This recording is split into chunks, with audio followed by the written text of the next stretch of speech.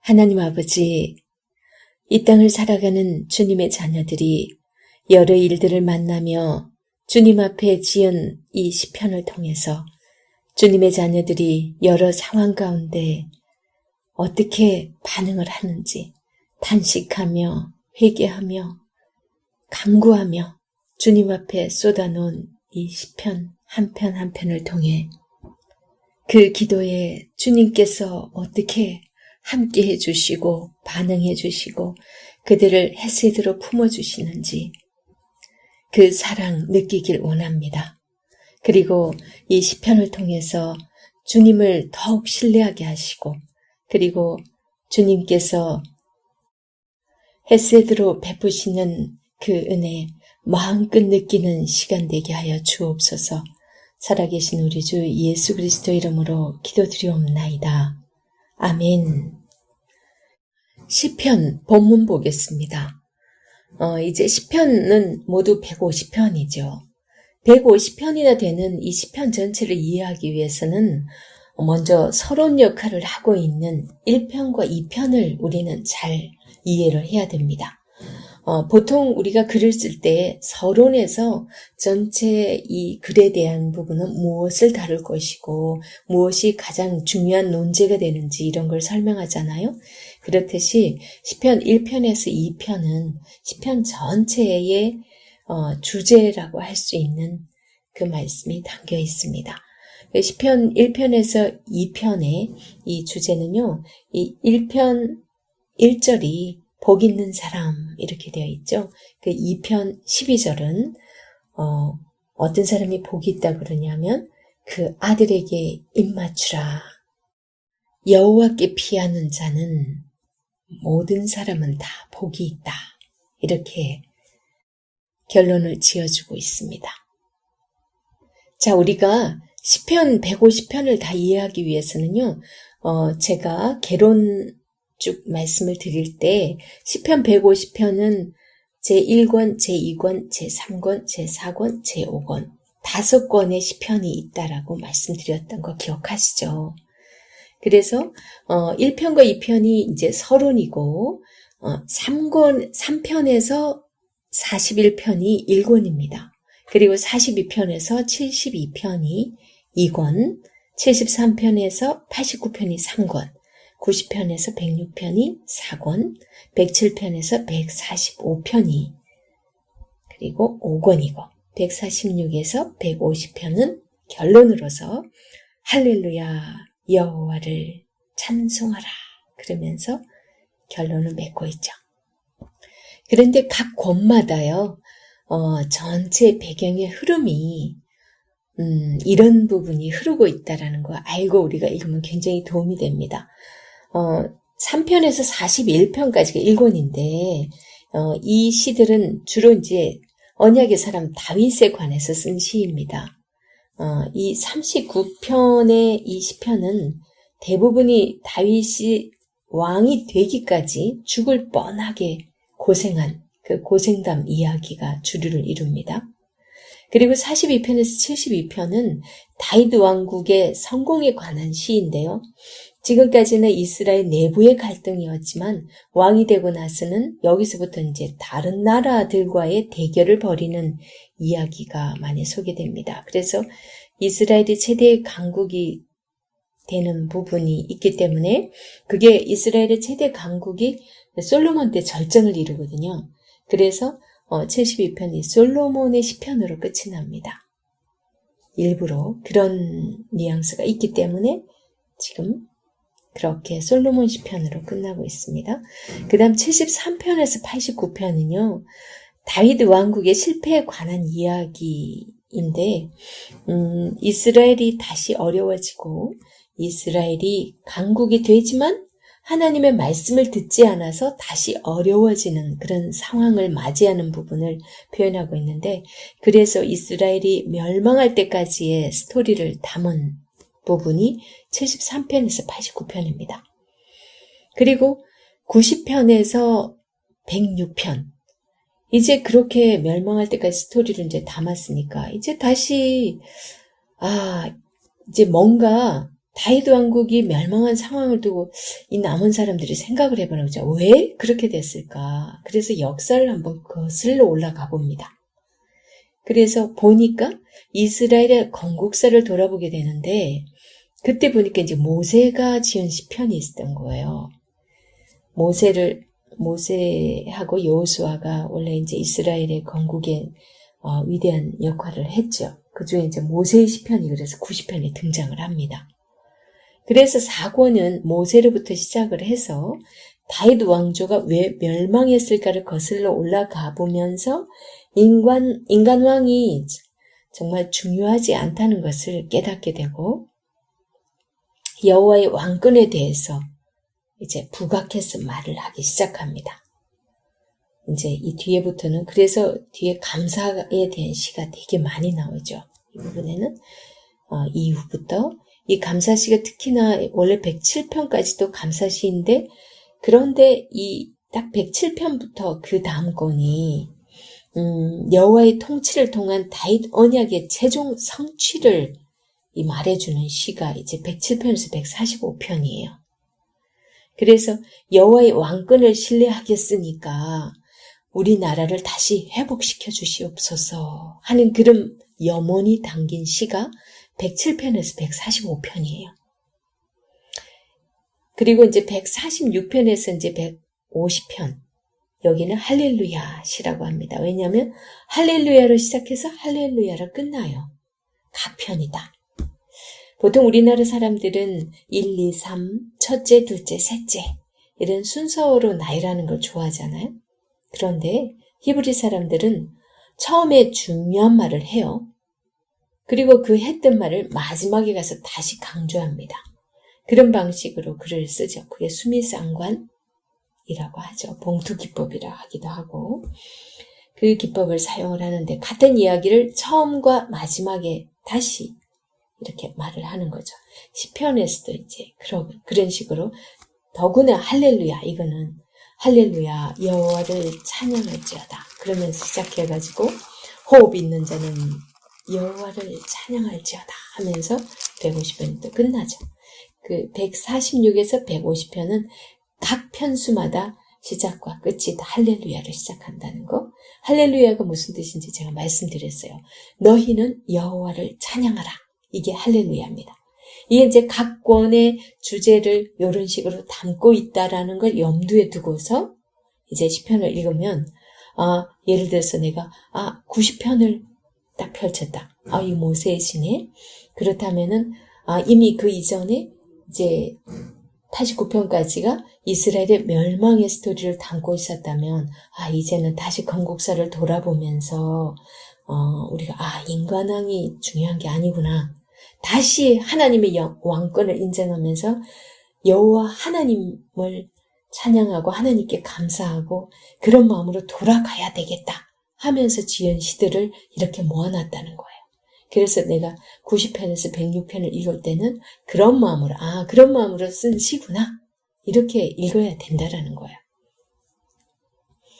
그래서 그런 이제 큰 줄기를 말씀을 드렸고요. 이제 시편 1편과 2편 이제 한번 보도록 하겠습니다. 주제는 복 있는 사람입니다. 누가 복 있는 사람인가? 라고 말을 해주고 있어요. 1편에서 2편은 시편 전체의 서론 역할을 한다라는 거 몇 번에 걸쳐서 말씀을 드렸습니다.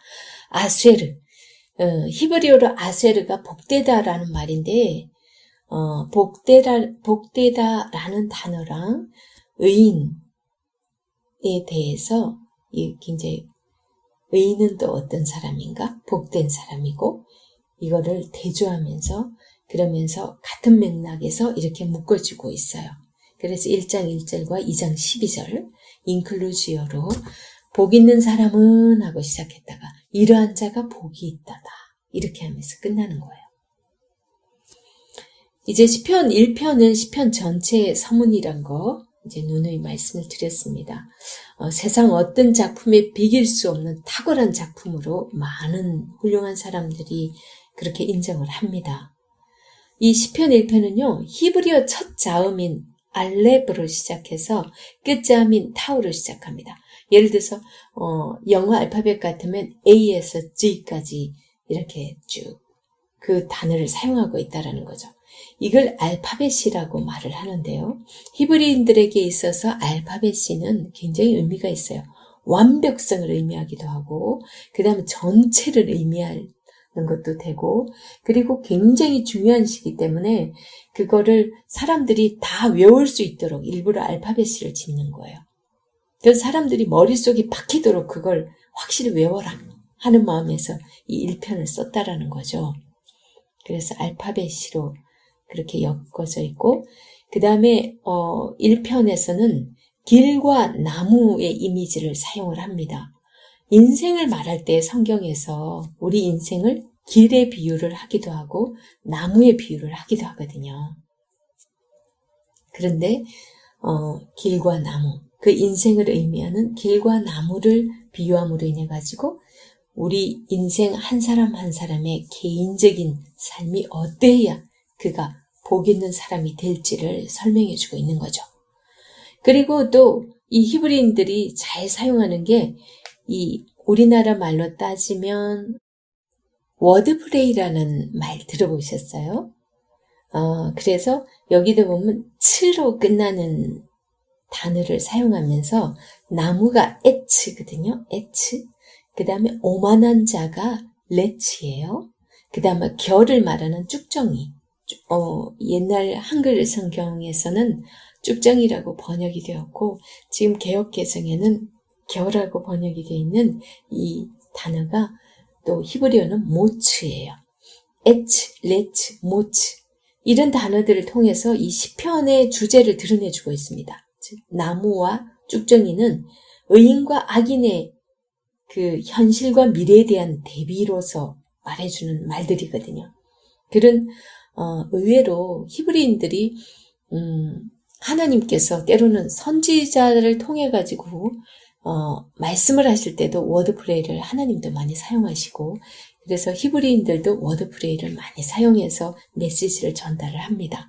지금 여기 시편 1편에도 그런 특징들이 나타난다라는 거.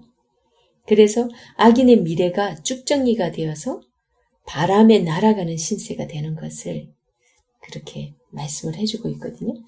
그래서 이 시에서 주고자 하는 그 메시지는 인생에서 궁극적인 파멸을 가져오는 악인, 죄인, 오만한 자, 그의 길을 피하는 유일한 길은 하나님의 말씀을 주야로 묵상하면서 실천하는 삶을 사는 것이다. 그렇게 하려면 하나님과 연합하는 길밖에 없다. 라는 게 이제 시편 1편의 주 메시지입니다. 시편 1편의 1절에서 2절은요. 복 있는 자의 구별된 삶이에요. 그 다음에 3절에서 5절은 의인의 삶과 악인의 삶의 결과를 말해줍니다. 그 다음에 6절에서는 의인과 악인의 삶에 대한 하나님의 구별됨, 어찌 보면 구별된 결과, 그들을 어떻게 하나님께서 구별하는지 봐. 그들의 하나님께서 그들을 대접하는 방법인 거죠. 그런 게 소개되고 있습니다. 그래서 시편 1편 한번 읽어보도록 하겠습니다. 복 있는 사람은 악인들의 꾀를 따르지 아니하며 죄인들의 길에 서지 아니하며 오만한 자들의 자리에 앉지 아니하고 오직 여호와의 율법을 즐거워하여 그의 율법을 주야로 묵상하는도다. 그는 시냇가에 심은 나무가 철을 따라 열매를 맺으며 그 잎사귀가 마르지 아니함 같으니 그가 하는 모든 일이 다 형통하리로다. 악인들은 그렇지 아니하며 오직 바람에 나는 겨와 같도다. 그러므로 악인들은 심판을 견디지 못하며 죄인들이 의인들의 모임에 들지 못하리로다. 무릇 의인들의 길은 여호와께서 인정하시나 악인들의 길은 망하리로다. 이렇게 말씀합니다. 여기서 1절에 보면 악인들의 꾀 할 때 이 꾀는요. 이론적인 것이나 충고, 의논 그런 걸 말하는데 복 있는 사람은 절대로 누군가 사람의 충고나 우리가 이론적인 그런 세상 지식적인 것을 따르지 않는다라고 그렇게 말합니다. 그리고 또 한 가지, 죄인의 길. 하지만 복 있는 사람이 하지 않는 것이 처음에는 세상 사람의 그 충고나 세상 사람들의 그 의논, 그 다음에 세상 지식적인 것 그걸로 따르지 않고 두 번째, 죄인들의 길에 서지 않는다고 그랬어요. 죄인들의 길, 이 길이라는 게 이 걸어갈 길, 실천적인 이 사람들이 실제로 움직이는 그런 삶의 모습이거든요. 실제로 그 죄인들이 행하는 그런 일들을 하지 않는다는 거예요. 그 길에 서지 않는다. 이 자체는 그 자체에 머무르다, 죄를 행하다라는 의미가 있어요. 언어적으로 봤을 때. 그래서 실제로 죄인들이 하는 그 일 자체, 거기에 그냥 머물러 있지도 않고 그런 자리에 머물러 있지도 않고 그런 사람과 같이 그런 죄악된 행동도 하지 않는다. 그러면서 오만한 자들의 자리에 앉지 않는데요. 오만한 자들의 자리, 이거는 세상의 수많은 기득권층. 그러면 대체적으로 사람들은 세상에서 잘 나가는 사람들과 줄을 닦기를 원하고 그런 사람들에게 잘 보이기 원하고 그런 사람들과 친하길 원하죠. 그런 거 절대 하지 않는다는 거예요. 그곳은 무례하고 완고한 자리라고 오만한 자의 자리 그렇게 해석이 되고 있습니다. 앉지 아니한다라는 이 표현은 앉다라는 것은요 실제로 살다라는 의미가 있어요. 그러니까 그런 사람들을 의지하여 사는 그런 삶 살지 않는다 그런 의미입니다. 그래서 여기 걷다 서다 앉다 이게 우리 인생이 하는 전부입니다. 그죠? 우리 인생들이 걷다 서다 앉다 우리 인생이 행하는 모든 것들을 지금 말하는 거예요. 누구 충고를 받고 누구와 의논하고 어떤 사람 하는 것에 기웃기웃대고 어떤 사람들이 하는 행동에 같이 따라다니고 똑같이 행하고 살고 그렇게 하지 않는다는 거예요. 이거는 또 걷다 서다 앉다 이건요 점점 나쁜 길로 빠져들어가는 모습이에요. 단계별로. 처음에는 그냥 그런 누군가의 말만 듣다가 좀 이따 또 서다 이거는 또 머물러 잠깐 거기에 멈칫하고 서는 거예요. 그러다가 적극적으로 그 일을 행하는 거예요. 그래서 단계별로 의인의 삶이 이 죄인들의 그 특징은 그렇게 살아가지만 의인 역시도 만약에 누군가의 충고를 받고 누군가의 꾀임을 받으면 그렇게 서서히 나쁜 길로 옮겨간다라는 의미예요. 그리고 복 있는 사람은 마지막 절 2편 12절에서 또 다시 반복되면서 1절에서 말한 복 있는 사람이 어떤 사람인가를 12절에서 말씀하면서 수미상관을 이루고 있죠. 그래서 이 세상에서 할 수 있는 것, 그 실천적인 부분, 실제로 행하는 그런 삶에 있어서 복 있는 사람은 죄인들이 행하는 길은 단 한 개도 하지 않는다. 아예 그런 말도 듣지도 않는다. 그런 뜻인 거예요. 그런데 딱 하나 하는 게 있어요. 그게 뭘까요? 2절. 오직 여호와의 율법을 즐거워하여 그의 율법을 주야로 묵상하는도다. 그럽니다. 오직 여호와의 율법을 즐거워한대요. 이게 이 즐거워하다라는 이 표현을 쓰면 딱 기억나는 거 있죠. 여호와를 기뻐하라. 저가 네 마음의 소원을 이루어 주시리라. 그때 여호와를 기뻐하라는 정말 기쁘게 하라가 아니라 내가 그냥 하나님이 너무 좋아서 마음으로 그냥 하나님을 그냥 내 마음이 좋아서 기뻐하라는 거예요. 하나님을 즐기고 기뻐하라는 거예요. 그거는 마음에서부터 우러나야 가능한 일인 거죠. 이것도 율법을 즐거워하여 그의 율법을 주야로 묵상하는도다. 우리가 보통 서로 남녀가 정말 처음에 사랑에 빠졌을 때 그죠? 주야로 눈만 뜨면 전화하고 이렇게 사랑하는 사람 생각하고 하는 거, 그런 것처럼 주야로 너무나 기쁘고 좋으니까 주야로 말씀을 묵상하는 그런 상태를 얘기하는 거예요. 그리고 이제 우리가 로마서에서도 보면 마음으로 믿어 의에 이르고 입으로 시인하여 의에 이른다라는 그런 표현이 있어요.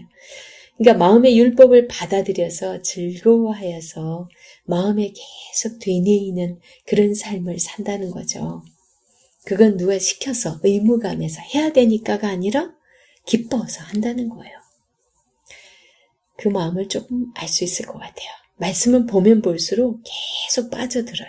그래서 시간 가는 줄 몰라요. 그 다음에 3절 봅니다. 3절. 그는 시냇가에 심은 나무가 철을 따라 열매를 맺으며 그 잎사귀가 마르지 아니함 같으니 그가 하는 모든 일이 다 형통하리로다. 그럽니다. 그는 시냇가에 심은 나무, 여기도 나무 애츠죠. 그러니까 철을 따라 열매를 맺으며, 이게 무슨 뜻이냐면요. 철을 따라, 이거는 사시사철, 그냥 계절에 상관없이 세월의 흐름에 따라 계속적으로 이런 의미가 있어요. 그러면서 열매를 맺는다. 캐치. 이것도 여기도 칠을 사용했어요. 열매를 맺는다는 것은 뭔가 이 삶에 있어서 아무런 열매 없는 쭉정이 삶이 아니라 뭔가 자신의 삶이 하는 데 있어서 결실이 있는 아름다운 그런 삶이에요. 하나님께 연락될 수 있고 우리가 이 땅에서도 의미를 가지고 보람을 가질 수 있는 정말 기쁨이 있는 그런 열매를 맺으며 그 잎사귀가 마르지 아니함 같으니, 지금 우리 인생을 나무에 비유했다 그랬죠? 자, 그러면 우리 인생이 잎사귀가 마르지 아니하면 어때? 그만큼 풍성하고 모든 게 건강도 좋고 부족함이 없는 거예요. 그래서 그가 하는 모든 일이 다 형통하리로다 그럽니다. 그러니 형통할 수밖에 없어요. 형통이라는 이 단어가요. 우리 창세기에서 보면 우리 요셉과 함께 하신 하나님께서, 요셉이 그때 감옥에 있었을 때 하나님께서 요셉이 하나님과 함께함으로 그가 형통하였더라 이렇게 표현하고 있었던 거 기억하시죠? 형통이라는 것이 하나님과 함께하는 게 형통이에요. 그리고 지금 여기서는 그 의미도 있지만 결국은 말씀과 함께하는 그 삶을 사니까 그 이미 그 나무에 풍성한 결실들이 있고 우리 육의 삶에 있어서도 부족함이 없는, 그래서 열매가 맺는다, 잎사귀가 마르지 않는다 이런 표현을 쓰죠.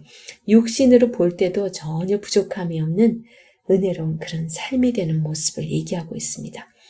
그런가 하면 자, 아기는 겨와 같다라는 표현을 써요. 겨의 특징이 뭔가요? 쭉정이에요. 그죠? 겨가? 저는 시골에서 자라서 알아요. 이 벼 타작을 해서 이 쭉정이는 옛날에 바람에 이렇게 막 선풍기처럼 뭔가 풍로를 이렇게 돌려서 바람에 막 날려보냈어요. 그럼 남는 건 쭉정이고 겨는 이제 마음대로 날아가죠. 여기서 날려보내고 나면 그건 바람이 흔들리는 대로 여기저기 이렇게 막 날아가요. 막 흩어지죠. 막 곳곳으로. 그래서 그렇게 흩어지지 못하도록 그것도 또 모아가지고 소 밑에 이렇게 깔아주는 역할을 하기 때문에 소들이 뭐 응가하면 이렇게 다 깔아주는 역할을 쓰기 위해서 일부러 그물 같은 걸 모으기도 하고 그러는데, 그렇게 안 하면 그냥 온 사방으로 마음대로 날려가는 거죠. 그 겨는 악인이 겨와 같다 그랬어요. 그러면 자기 뜻대로 움직이질 않아요. 그죠? 이거는 뭐 바람에 의했으니까 타이에 의해서 마음대로 여기저기 막 날려다니는 그런 삶인 거죠. 악인들의 삶이 자기 뜻대로가 아닌 거죠. 그야말로 악한 영들이 이끄는 대로니까 정함이 없죠. 그래서 주로 하나님 앞에 신실한 사람들은요, 뭔가 약속을 해도 그 사람 믿어요. 그런데 신실하지 못한 사람은 교회를 다니는 사람이라 할지라도 믿을 수가 없어요. 부도수표, 남발해요. 그게 이제 악인들의 삶의 특징이고, 악인들과 함께하는 삶은 그럴 수밖에 없어요. 동분서주하면서 온갖 곳에 다 기웃거리지만 그 사람들 자체가 악인들이기 때문에, 하나님을 모르는 악인들이기 때문에 그들의 삶은 뭔가 화려하고 뭔가 대단한 열매가 있을 것 같아요. 근데 결국은 다 하나님이 다 불어버리기 때문에 아무것도 없어요. 그래서 자신의 의지와 상관없이 바람에 불려다니는 그런 인생이 됩니다. 그리고 3절에 그 시냇가에 심긴 나무, 이 에츠는요, 이 시냇가에 심은 나무니까 어떻게 되겠어요? 시냇가니까 물이 풍성하잖아요. 나무에게 진짜 필요한 건 물이거든요. 그 물이 풍성해요. 그러니까 옮겨 다닐 필요가 없어요. 거기는 깊이 뿌리만 잘 내리고 있으면 언제든지 이렇게 물이 공급이 되고 충분한 열매를 맺을 수 있기 때문에, 그래서 말씀을 보고 의지하는 사람들은 그런 에츠, 이런 사람들은 전혀 옮길 필요가 없죠. 근데 4절에 악인들은 그렇지 아니하며 그들은 오직 바람에 나는 겨와 같도다 그럽니다. 그리고 이 바람이 상징하는 것이요, 심판을 상징합니다. 왜 그러냐면 아까 제가 추수할 때 그 알곡과 쭉정이 할 때 그 바람을 불어가지고 그걸 날려보낸다 그랬죠. 우리가 왜 추수 때 이런 의미를 비유를 많이 쓰냐면요, 추수 때는 알곡과 쭉정이가 갈라져요. 그 자체가 이제 심판의 비유가 되는 거예요. 그래서 이 바람은 하나의 심판의 도구이죠. 그래서 심판의 도구에 의해서 날려 보내짐을 받는 거예요. 그래서 5절 이렇게 말합니다. 그러므로 악인들은 심판을 견디지 못하며 죄인들이 의인들의 모임에 들지 못하리로다 그럽니다. 그러므로 라고 말을 하죠. 이거는 그런 삶을 사는 자에게 임할 결과를 지금 말을 해준다는 거죠. 그러니까 악인들은 심판을 견디지 못하고 죄인들이 의인들의 모임에 들지 못한다. 이 얘기는 하나님의 백성들이 의인이잖아요. 그러니까 하나님의 백성들이 모이는 그곳에 구원의 반열에 들어오지 못한다라는 의미예요. 그러니까 영적으로 육적으로 완전 이 심판에 던져지는 그런 상태를 말합니다. 그래서 악인은 자신의 모략을 따라서 그 길에서 살아왔기에 악인은 진정한 실체가 없는 이 쭉정이에 불과한 인생이 되는 것을 이렇게 말씀해주고 있습니다. 그래서 심판의 타작마당에서는 바람에 휘날려가는 쭉정이가 되어서 날아가니까 결국은 구원 얻지 못한다. 알곡이 돼야만이 의인이고 하나님의 백성이 되는데 쭉정이는 심판의 불에 태워지기도 하고 날려버리기도 하죠. 그리고 이제 6절에 이제 무릇 의인들의 길은 여호와께서 인정하시나 악인들의 길은 망하리로다 그럽니다. 무릇, 이거는 이제 최종적인 결론을 얘기합니다. 의인들의 길은 여호와께서 인정하신대. 여기서 인정하다 할 때 이 히브리 원어가 야다라는 뜻인데요. 이 야다는요, 서로 부부가 잘 알 정도로 아주 잘 아는 그런 걸 얘기해요. 그래서 하나님께서 우리 모두 머리카락 하나까지 세심받고 모르는 게 없잖아요. 그래서 우리 모든 안고 일었음을 다 알 뿐 아니라 우리를 돌보시고 우리를 인도하시는 그 모든 것이 포함된 말이 여기서 우리나라 말로 인정하시다라고 번역이 되었어요. 그래서 우리를 다 알고 우리가 어떻게 사는 삶인지를 다 알고 하나님께서 악인들의 길에는 절대 서지 않고 그런 데는 근처도 가지 않고 의인의 삶을 살았구나 해서 하나님께서는 그 삶을 알고 인정해 주신다는 그런 의미예요. 하지만 악인들의 길은 망하리로다 그럽니다. 하나님은 의인이 걷는 이 길을 지속적으로 인정해 주지만 악인의 길은 결코 인정받을 수 없는 죽음과 멸망의 길이라는 것을 강조해 주면서 이 시편 1편이 끝납니다. 그래서 우리가 시편 1편을 묵상하면서는 정말 우리가 무엇으로 행복한 삶을 살 것인가 라는 질문을 한번 던져봐야 됩니다. 내가 여전히 죄악된 삶이 즐겁고 행복하다. 그러면 우리는 어쩌면 악인의 삶을 살고 있는 거 아닌가? 우리는 의심해 봐야 됩니다. 내가 무엇으로 기뻐하고 무엇으로 행복해하는가를 먼저 철저히 살펴봐야 됩니다. 우리의 생각으로 살고 있지만 하나님 앞에 선 한 사람으로서 하나님 앞에 인정받는 삶인가 아닌가? 그래서 무엇으로 호흡하며 살 것인가? 라고 우리는 질문을 던져야 합니다. 그리고 우리가 1편 2절에서 보면 오직 여호와의 율법을 즐거워하여 그의 율법을 주야로 묵상하는도다 할 때 이 묵상하다라는 이 단어가 그 원어의 그 어근이요. 호흡하다라는 그 어근이 있어요. 정말 이 호흡이라는 이 단어가 정말 소중하지 않아요? 우리가 한시도 호흡하지 않으면 죽잖아요. 결국은 말씀을 가까이 하지 않고 말씀을 모르면 우리는 악인의 삶을 살 수밖에 없기 때문에 죽는 거예요. 그래서 무엇으로 호흡하고 살 것인가라고 또 질문을 던져야 됩니다.